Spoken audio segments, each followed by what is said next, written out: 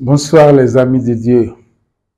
Le choc de la foi en question, le scandale de la vérité libératrice. Nestor Flavien, Renaissance à Thion, spécialiste en coaching biblique, animateur du psychisme humain, réveilleur de la conscience chrétienne.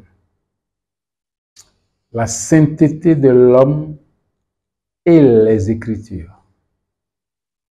La sainteté de l'homme et les Écritures. Qu'est-ce que nous voulons trouver? Qu'est-ce que nous cherchons à travers ce thème? Pourquoi les Écritures sont taxées de saintes? Pourquoi elles sont taxées de sacrées? C'est ça que nous voulons rechercher. Quelle est la part de l'homme dans ce caractère saint des Écritures?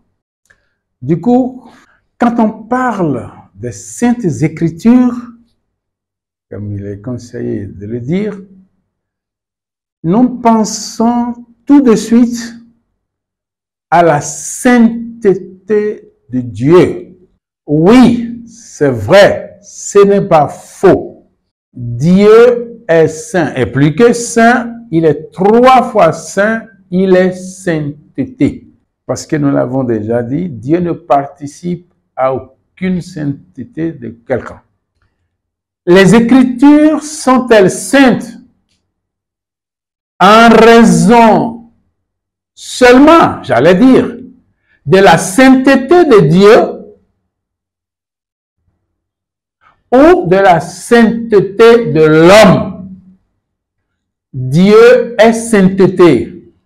Nous l'avons dit, il est saint. Et plus que saint, il est 3 fois saint.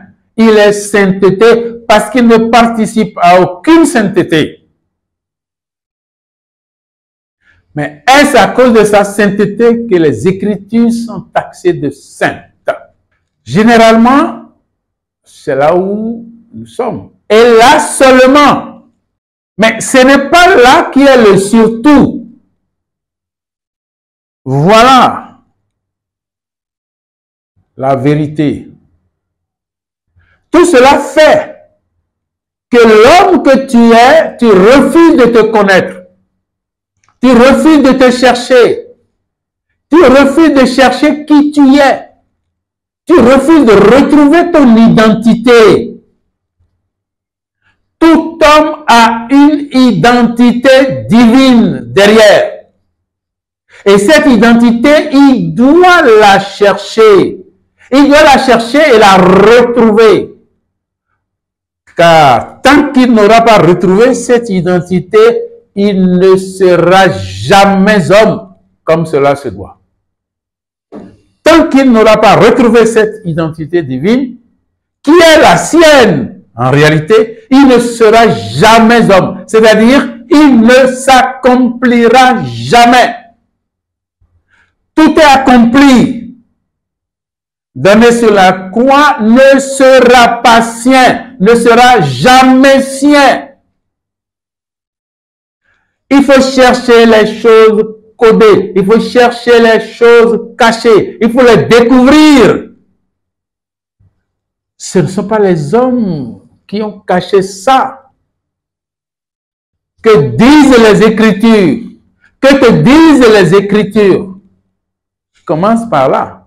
Si tu crois seulement que les Écritures sont saintes parce que Dieu est saint ou Dieu est sainteté, alors Dieu est tout. Toi, tu es rien. Dieu veut-il ça?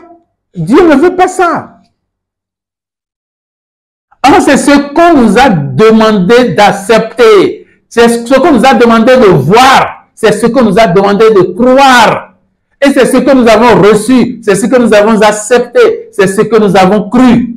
C'est faux. Qu'on cesse de poursuivre le faux. C'est parce que toi, tu es saint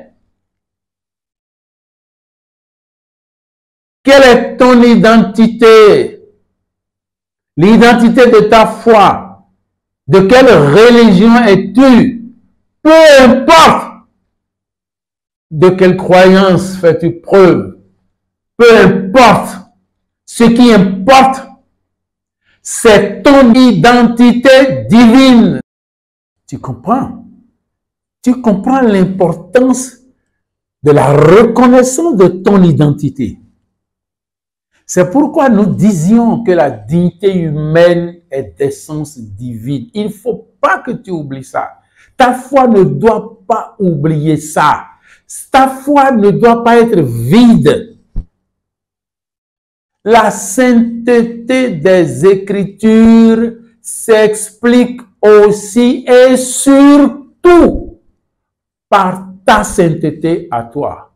Dieu ne te trouve pas pécheur. Non, Dieu ne te trouve pas pécheur. Il t'a fait saint. Il t'a fait saint. Et il sait que tu es saint. Il te poursuit de sa grâce. Et sa grâce dépasse tout ce que tu penses et tout ce que tu es. Donc, c'est parce que tu te regardes très bas que tu penses que les Écritures ne peuvent pas revêtir de ta sainteté. Non. Tu es saint. Parce que tu es saint, les Écritures qui ont été envoyées pour te parler, pour te renseigner, c'est à cause de toi qu'elles sont saintes.